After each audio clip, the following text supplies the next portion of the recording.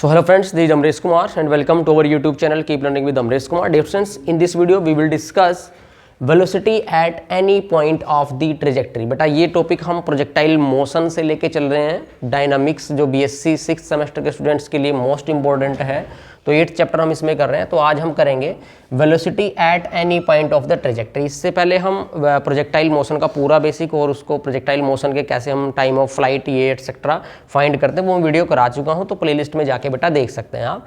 आज हम करने वाले हैं velocity at any point of the trajectory. इसका मीनिंग क्या है समझते हैं बेटा डिटेल में। तो उससे पहले अगर आप चैनल पे नए हैं तो चैनल को सब्सक्राइब कर लें। तो बेटा यहाँ पे ये कहना क्या चाहता है कि सपोज करो आपने किसी पॉइंट ओ से, ठीक है बेटा, किसी भी बॉल को प्रोजेक्ट किया, ठीक है, यहाँ से आपने ओ पॉइंट से बॉल को प्रोजेक्ट किया यू वेलोसिटी के साथ में, यू स्पीड से आपने बॉल को प्रोजेक्ट किया पॉइंट ओ से, और हमने मान लिया कि जो एंगल ऑफ प्रोजेक्शन है वो मेरे पास अल्फा है।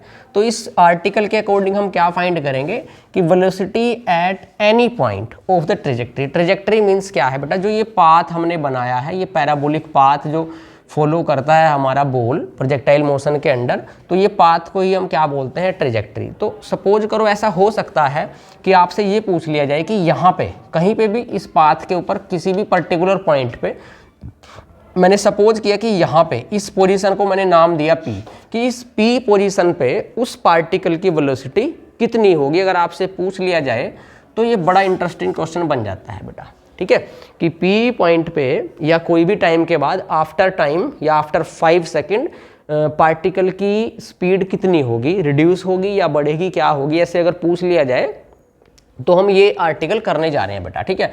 तो मैंने थोड़ी देर के लिए ये सपोज कर लिया कि यहाँ पे P पॉइंट पे आने के बाद जो पार्टिकल है, जो बॉल है, उसकी वेलोसिटी मैंने मान ली वो v है, ठीक है बेटा। और मैंने ये भी मान लिया कि जो एंगल ऑफ प्रोजेक्शन है एट P वो मेरा बेटा थीटा है। क्लियर सभी को। और क्या किया मैंने ये मान लिया कि जो ये P पॉइंट है बेटा, P पॉइंट पे जाने के बाद ना, P पॉइंट पे जाने के बाद दो कंपोनेंट हैं वेलोसिटी के हमारे पास।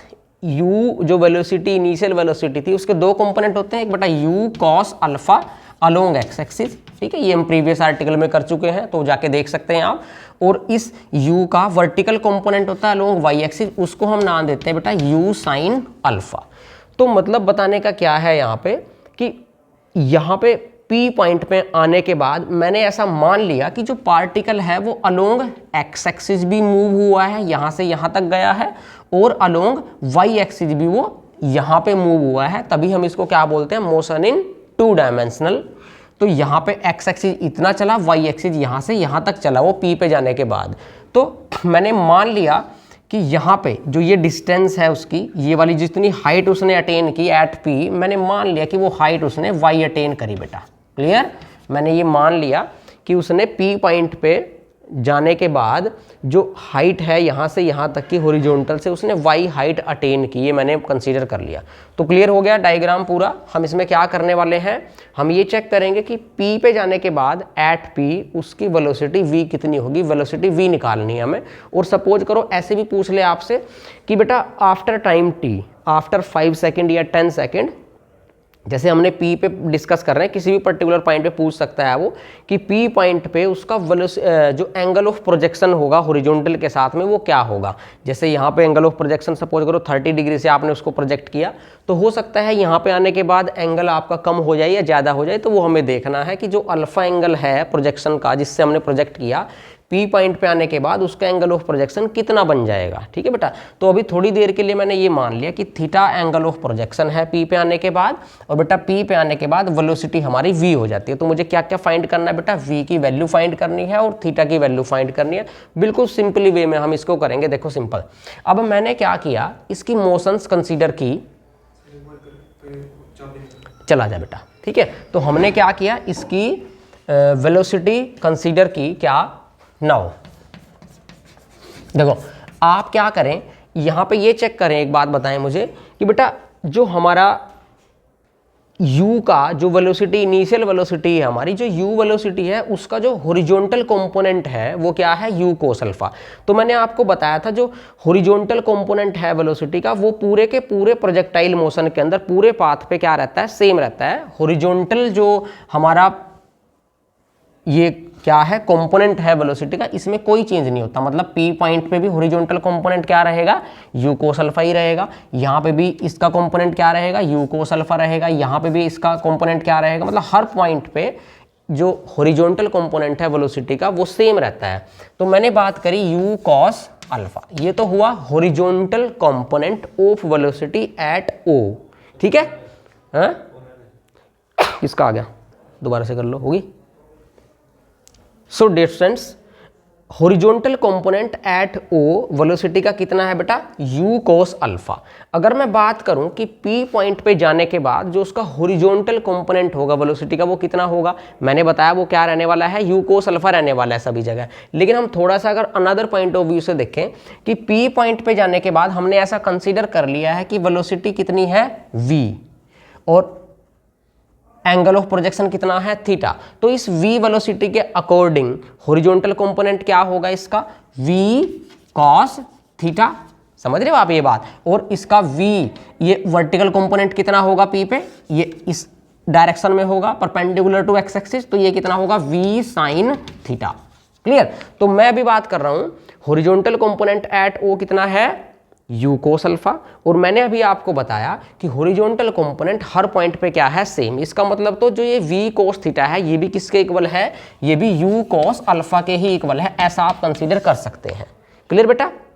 उसके बाद अगर मैं बात करूं नेक्स्ट वर्टिकल कंपोनेंट की, तो हम इक्वेशन ऑफ मोशन की हेल्प से चलते हैं। देखो मैंने बात की equation of motion. Equation of motion हमें फर्स्ट इक्वेशन ऑफ मोशन क्या कहती है, ये फॉर्मूला होता है बेटा v equal to u plus a t, जहां पे v final velocity, u is the initial velocity, a is the acceleration and t is the time of flight. ठीक है, ये फॉर्मूला होता है इक्वेशन ऑफ मोशन का। मैं क्या करता हूं, ये इक्वेशन ऑफ मोशन अप्लाई करूंगा इन y डायरेक्शन। तो मैं कहाँ काम कर रहा हूं बेटा, इन y डायरेक्शन। इसी इक्वेशन ऑफ मोशन की हेल्प से आप ये इक्वेशन 1 भी निकाल सकते थे, बताऊंगा कैसे अभी। तो मैं इन y डायरेक्शन काम कर रहा हूं। तो आप देखो y डायरेक्शन में मैं बात कर रहा हूं O से P में जाने में, मतलब इक्वेशन ऑफ मोशन कहां अप्लाई करना है, O से P के लिए। तो आप देखो O से P पे जब जाते हैं, P पे सपोज करो हम फिनिश कर रहे हैं अपना वर्क, तो P पे फाइनल वेलोसिटी कितनी है, P पे फाइनल वेलोसिटी कितनी है, v। P पे फाइनल वेलोसिटी कितनी है, v। लेकिन हम बात कर रहे हैं इन y डायरेक्शन। तो y डायरेक्शन में वेलोसिटी का कंपोनेंट कितना है P पे, v sin थीटा। समझ आ गई ये बात। P पॉइंट पे हमारा वेलोसिटी कंपोनेंट कितना है वर्टिकली डायरेक्शन में, v sin थीटा। तो मैंने लिख दिया यहाँ पे v sin थीटा। ठीक है बेटा, equal to u is the initial velocity. तो O पॉइंट पे इनिशियल वेलोसिटी कितनी है, u। लेकिन हम बात कर रहे हैं y डायरेक्शन, तो y डायरेक्शन में u वेलोसिटी का वर्टिकल कंपोनेंट कितना है, u sin अल्फा। तो मैंने लिखा u sin अल्फा। क्लियर। अभी देखो a is the acceleration. Acceleration कितनी है हमारी, डाउनवर्ड एक्सेलरेशन है, तो वो कितनी है, -g। तो हम लिखेंगे यहाँ पे -g और time as it is t। समझ आ गई। अब इसी इक्वेशन ऑफ मोशन की हेल्प से इक्वेशन 1 में भी जा सकते हैं आप। अगर मैं बात करूं इक्वेशन ऑफ मोशन में, ऐसे भी देख सकते थे आप इसको कि v equal to u plus a t, अगर इस वाली फॉर्मूले की हेल्प से देखें। और ये जो काम हुआ है, मैंने इक्वेशन 1 कर ली है पहले से इंट्रोड्यूस, वो x डायरेक्शन में काम हो रहा है। कौन सी, x डायरेक्शन में। तो x डायरेक्शन में देखो आप, x डायरेक्शन में जो v है, v क्या है, फाइनल वेलोसिटी। तो आप देखो P पॉइंट पे फाइनल वेलोसिटी क्या है, v। लेकिन हम बात कर रहे हैं x डायरेक्शन में। x डायरेक्शन में हॉरिजॉन्टल कंपोनेंट कितना है, v cos थीटा। तो मैंने देखो यहाँ पे लिखा है, यहाँ मुझे लिखना पड़ेगा v cos थीटा। तो ये तो हुई इस इक्वेशन के according v cos theta equal to u is the initial component in x direction. O point पे इनिशियल कंपोनेंट कितना है, u cos अल्फा। तो देखो ये लिखा u cos अल्फा। अब बात आएगी प्लस at, लेकिन आपको पता है a is the acceleration. x direction में, हम x डायरेक्शन में काम करें, क्या x डायरेक्शन में कोई एक्सेलरेशन है, x डायरेक्शन में तो कोई एक्सेलरेशन नहीं है, क्योंकि हम पिछले वाले आर्टिकल में पढ़ते हैं जो एक्सेलरेशन है वो कहाँ है, वाई डायरेक्शन में और डाउनवर्ड है, तभी हम जी, तो एक्सेलरेशन एक्स डायरेक्शन में कितनी है 0, तो इसलिए 0 इंटू समथिंग सारा 0 होगा, इसलिए मैंने लिख दिया था पहले ही v cos theta equal to u cos alpha. Clear. अब देखो बेटा, मुझे किन किन की वैल्यू निकालनी है, मुझे निकालना है कि ये एंगल ऑफ प्रोजेक्शन कितना हो गया P पॉइंट पे, और मुझे ये भी फाइंड करना है कि इस P पॉइंट पे जो V वेलोसिटी है वो कितनी है। देखो क्लियर। अब इक्वेशन 1 इसको मान लिया, 2 इसको मान लो। ठीक है बेटा, मैं क्या करता हूं, इक्वेशन 1/2 कर लेता हूं। ठीक है, इक्वेशन 2/1, तो 2 को 1 से डिवाइड अगर हम करेंगे, देखो क्या आएगा, ये हम इसको इधर आप ऐसा करो v cos थीटा लिख लो, v cos थीटा, और इधर लिख लो u cos अल्फा। ठीक है, अब देखो क्योंकि मैंने इसलिए इनको चेंज किया क्योंकि ये v sin theta left side इसकी भी cos थीटा में ही आ गई, तो हम 2/1 कर रहे हैं बेटा, v sin theta by v cos theta करेंगे, v से v कैंसिल, और sin theta by cos theta क्या हो गया, tangent theta. Left side clear, समझ आ गई। अब देखो राइट साइड, ये राइट साइड है u sine alpha minus G T upon u cos alpha, u cos alpha. तो आपको किसकी वैल्यू चाहिए थी, थीटा की वैल्यू चाहिए, तो थीटा की वैल्यू क्या आ गई, थीटा बराबर क्या आ जाएगा, tangent inverse of u sine alpha minus G T by u cos alpha.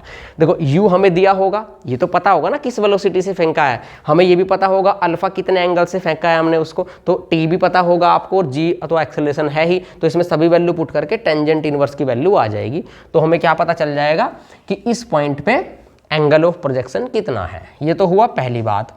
उसके बाद हम बात करते हैं कि वेलोसिटी v को कैसे फाइंड करेंगे एट पॉइंट P। तो वेलोसिटी की जब बात करते हैं हम इन दोनों इक्वेशन की हेल्प से ही करेंगे। तो मैं क्या करता हूँ बेटा, देखो ये करता हूँ 1 का स्क्वायर करता हूँ और 2 का स्क्वायर करता हूँ, दोनों को ऐड करके देखेंगे क्या होगा। मुझे v की वैल्यू निकालनी है, तो 1 की लेफ्ट साइड क्या है v cos थीटा, तो ये क्या बन जाएगी v square cos square theta, plus 2 की लेफ्ट साइड क्या है v sin थीटा, तो ये क्या बन जाएगी बेटा v square sin square theta. Clear, समझ आ गई। उसके बाद राइट साइड को भी स्क्वायर करो, 1 की right side u square cos square alpha, plus उसके बाद बेटा सेकंड की जो राइट साइड है उसको भी स्क्वायर करें, यहाँ पे minus B whole square formula लग जाएगा, तो u square sine square alpha और minus G T plus G square T square minus 2 G T U sine alpha. ये वाली इक्वेशन बन गई। ठीक है, इसको थोड़ा सिंप्लीफाई करो, देखो लेफ्ट साइड में v square common, sine square theta plus cos square theta बन गया 1, तो यहाँ से क्या बचा ओनली v स्क्वायर। क्या आ गया, देखो v स्क्वायर इक्वल टू इन पहले वाली दो टर्म से u square common, sign square alpha plus cos square alpha बन जाएगा 1, तो यहाँ से बचा u स्क्वायर और प्लस ये वाली थिंग एज टी लिख लो बेटा, क्या इसको ऐसे लिख लो माइनस 2GTU साइन अल्फा, ये मैंने पहले लिख लिया, और plus G square T square मैंने बाद में लिख दिया।